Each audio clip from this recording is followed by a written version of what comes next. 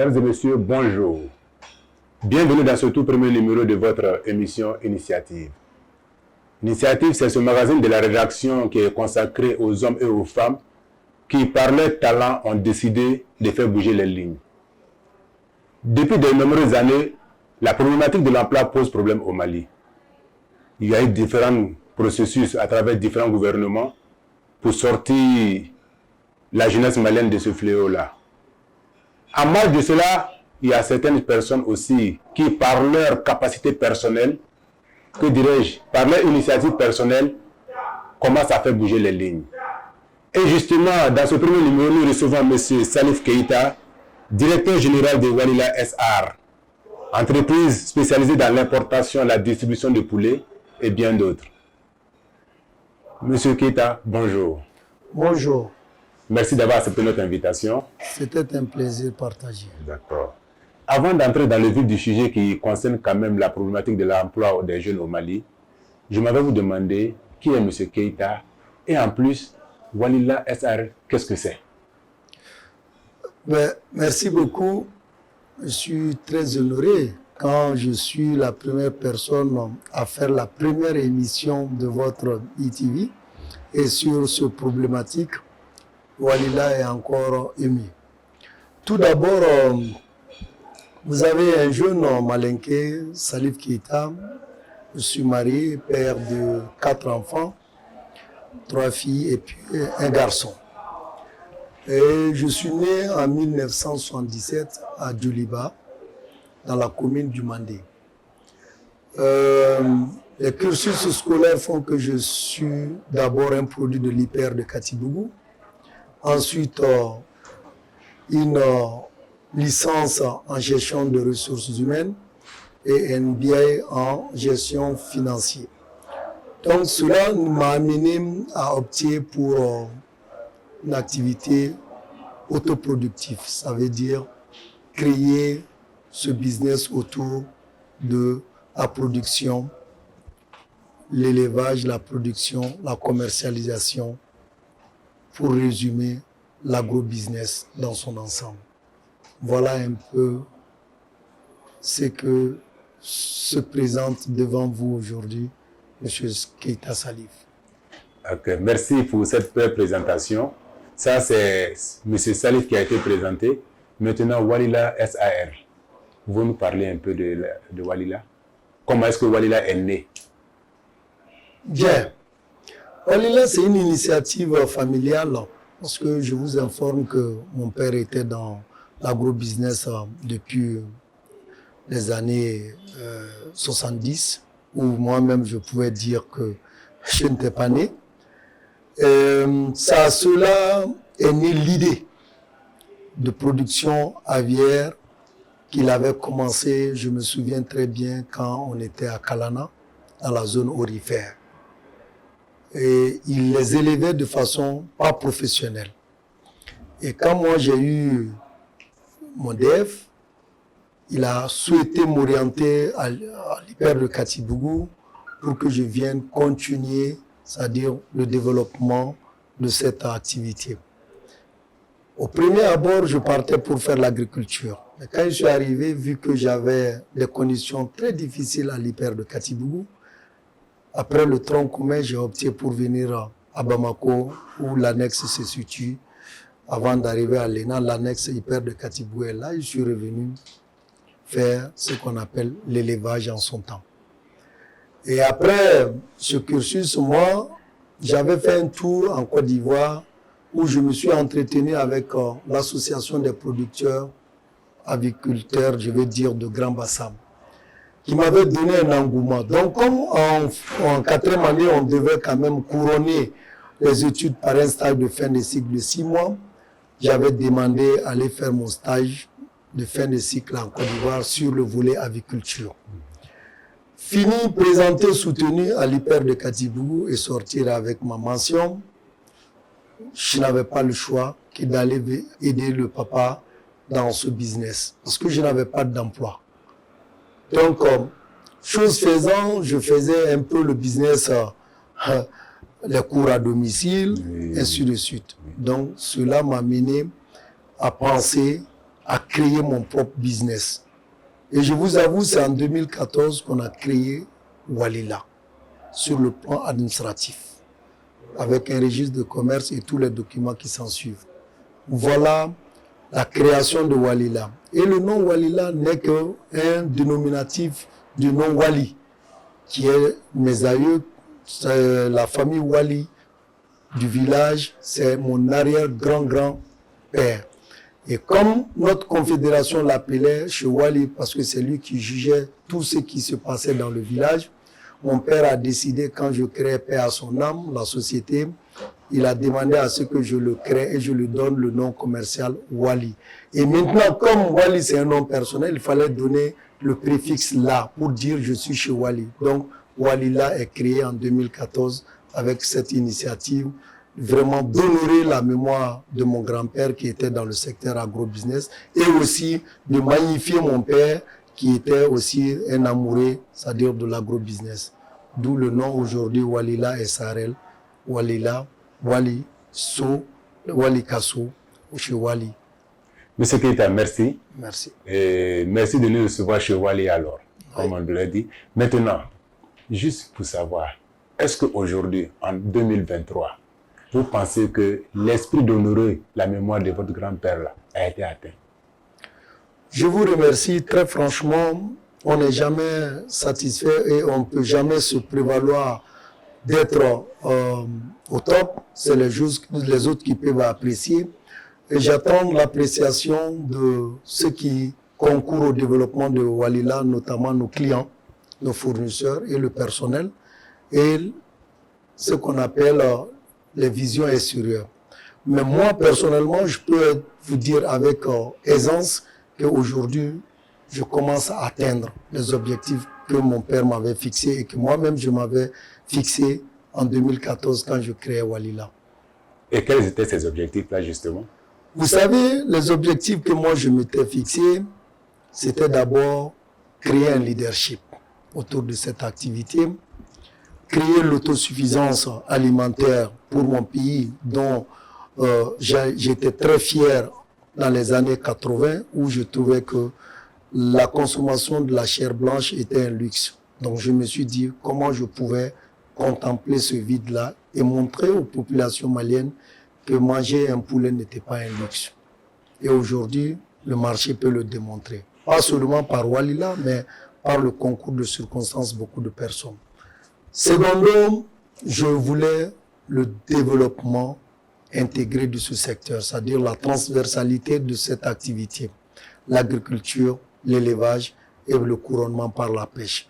Donc aujourd'hui, je peux dire que ces quelques missions et ces quelques visions ont été atteintes pour un début. Pas de façon exhaustive, mais nous sommes sur la voie de les atteindre. Et Inch'Allah, je pense que nous les atteindrons. Que Dieu entende vos prières. Monsieur Keita, on voudrait savoir, à Walila, qu'est-ce qu'on trouve concrètement? Vous savez, Walila se diversifie. Aujourd'hui, on avait commencé juste par une production de poulet de chair et des œufs plateaux. Et comme l'appétit vient en mangeant et les inspirations animent l'homme quand il a une vision, nous avons pensé à mettre en place une usine de fabrique d'aliments. Et aujourd'hui, nous produisons de l'aliment, que ce soit l'aliment chair qui est de 3 gammes et l'aliment ponte qui est de 4 gammes. Donc, au total, nous produisons les 7 gammes d'aliments, que ce soit les chairs, que ce soit pour les pondeuses. Et vous savez, aujourd'hui aussi, comme on vous le dit, un grand producteur d'aliments ne peut se valoriser que s'il fait la production des poussins.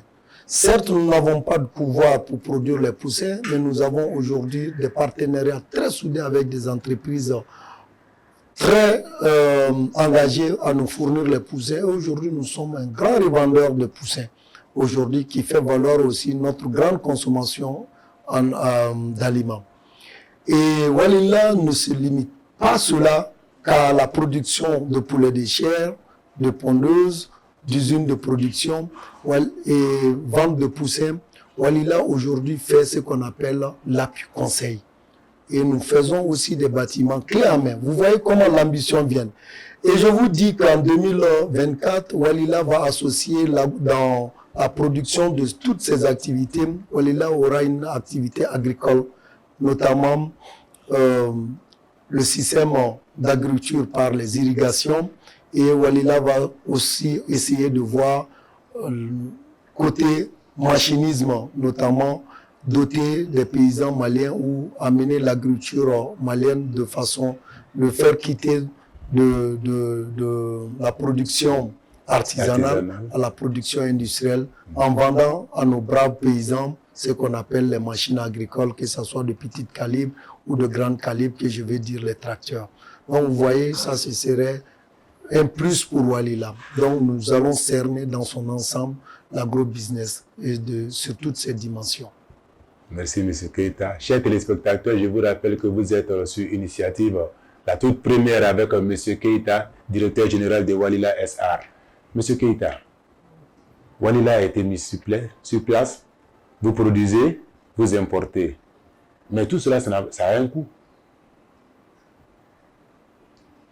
Bien naturellement, vous savez, quand nous parlons de coût, il faut se dire aujourd'hui que difficilement nous arrivons à atteindre les objectifs que nous avons fixés, faute de financement. Vous n'êtes pas sans savoir avec moi que le Mali ne regorge pas de banques de financement. Nous avons que des banques commerciales. Donc pour cela, nous prêtons au même taux d'intérêt que les commerçants et autres là.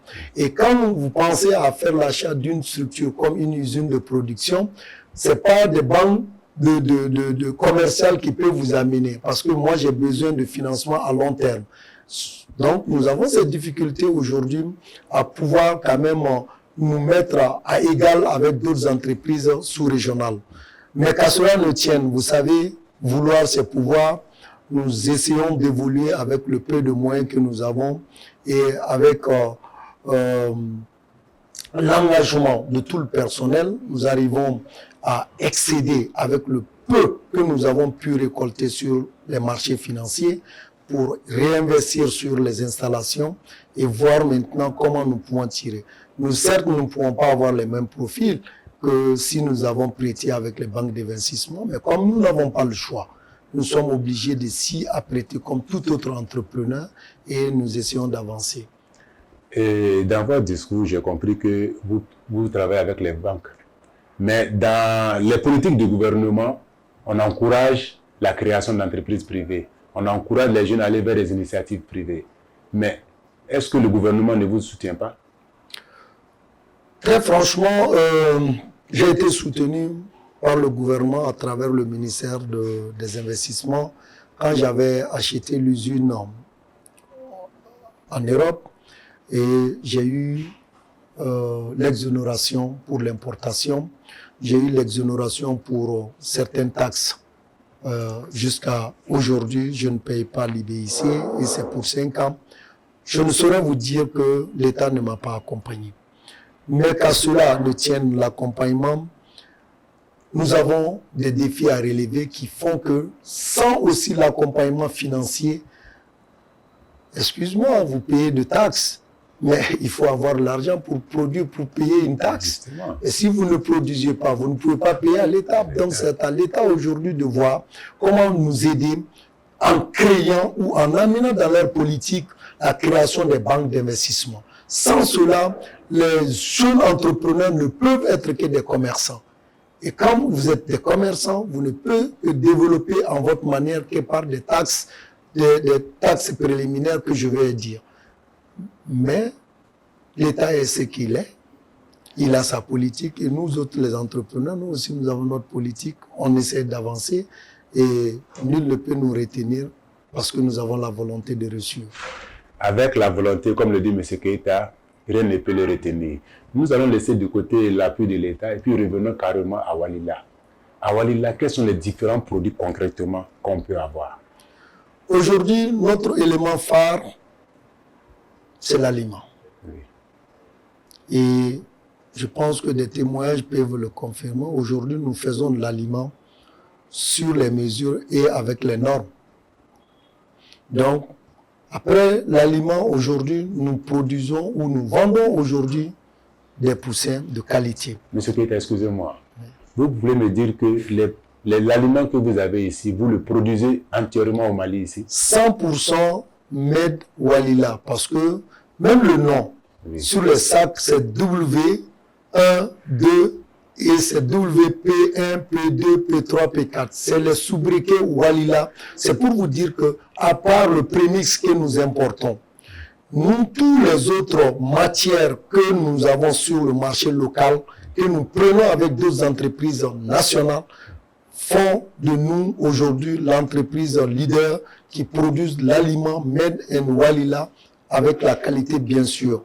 Et aujourd'hui, nous sommes très fiers de prouver aux yeux du monde que Walila se bat pour son développement personnel, mais le développement de ses co-citoyens à travers les entreprises partenaires. Mais qui connaît le Malien sait que le Malien, dans sa base même, est porté vers les produits qui viennent de l'extérieur.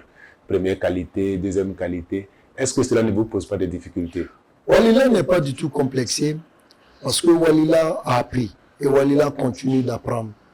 On a toujours dit qu'on ne cesse pas d'apprendre, mais nous, aujourd'hui, on a compris que tout ce qu'on peut avoir en Europe aujourd'hui concernant la fabrique d'aliments de qualité, à part le prémix ou le prémix, je vais dire, parce que le concentré, c'est à base de matière qu'on peut trouver sur le marché.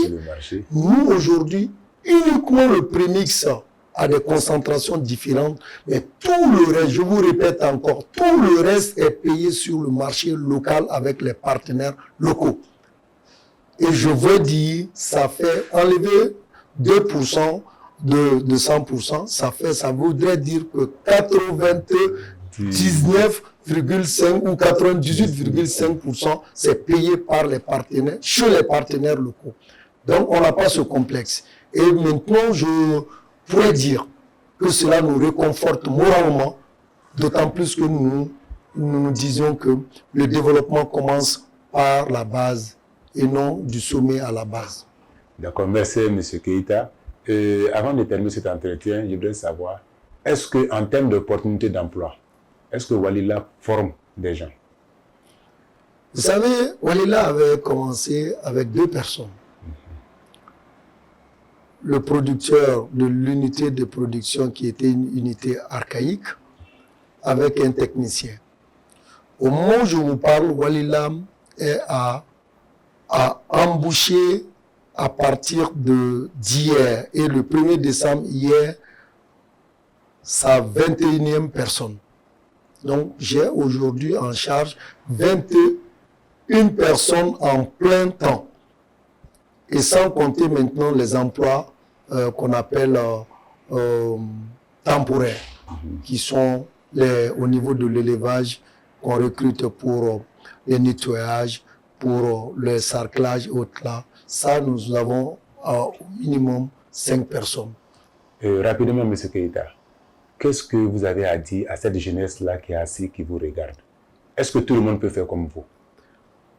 Ben, je dirais oui, si vous avez la volonté de réussir, vous pouvez faire comme moi. Mais si vous pensez que le bon Dieu existe pour tout le monde et que vous l'attendiez à ce qu'il vous sert, vous pouvez toujours attendre. Mais ce que je voudrais dire, que lèvons-nous, je vais dire la jeunesse, battons-nous, je vais dire à cette même jeunesse, prenons le courage à bras le corps, que ce secteur regorge infiniment d'opportunités et que c'est à cette jeunesse maintenant de prouver qu'ils ont appris et qu'ils aiment faire développer leur pays. Mais il faut que aussi nous puissions les accompagner. Car un jeune, à midi, vous vous réveillez, c'est pas à 15 heures que vous pouvez avoir les opportunités financières pour pouvoir se lancer dans cette activité. Ça demande peu d'argent, et ça demande beaucoup de courage. Mais il faut se dire aussi que cette jeunesse aussi doit être accompagnée. Mesdames et messieurs, M. Keïta souhaite que la jeunesse malienne soit accompagnée et que cette jeunesse-là aussi ne soit pas assise dans les salons à croiser les doigts. Et nous disons merci à M. Keïta pour nous avoir reçus. Nous sommes au terme de notre entretien. Si vous avez un dernier appel à lancer à l'État, à vos partenaires, qu'est-ce que vous leur direz pour finir ce débat? Merci beaucoup ITV, je suis très honoré Je pense que votre initiative, elle est salutaire. Le Mali regorge des jeunes comme moi. Une immensité de jeunes qui aujourd'hui ont tendance à travailler pour eux-mêmes. Fouillez, vous en trouverez. Je pense que les gens seront fiers de votre télévision pour qu'ils puissent s'exprimer. Je remercie aussi tout le personnel de Walila qui s'engage tous les jours à ce que Walila puisse être le leader de ce secteur. Je remercie aussi les partenaires, je veux dire les fournisseurs, je veux dire aussi les clients. Parce qu'ils croient en nous, les clients, parce que nous avançons, parce qu'ils croient en nous. Et nous, aujourd'hui, nous sommes fiers de l'accompagnement aujourd'hui des autorités. Sans vous dire la visite des différents ministres, la visite aussi des secteurs d'élevage qui viennent nous suivre pour éventuellement voir la qualité. Je veux dire aussi l'encouragement des autorités communales. Donc, sur ce, je remercie tout le monde et je remercie ma famille de m'avoir aussi soutenu pour que je puisse être là aujourd'hui à vous parler de Walila. Merci beaucoup et à tout moment. Et c'est sur ces mots que nous acheminons vers la fin carrément de notre entretien. Nous disons merci à M. Keita, directeur général de Walila SA, qui nous a fait l'honneur de nous recevoir dans ses locaux. Retenez une chose, c'est grâce à ce monsieur que vous êtes sûr d'avoir du poulet dans vos repas chaque jour à la maison. Sur ce, je vous dis au revoir et à la semaine prochaine. Merci.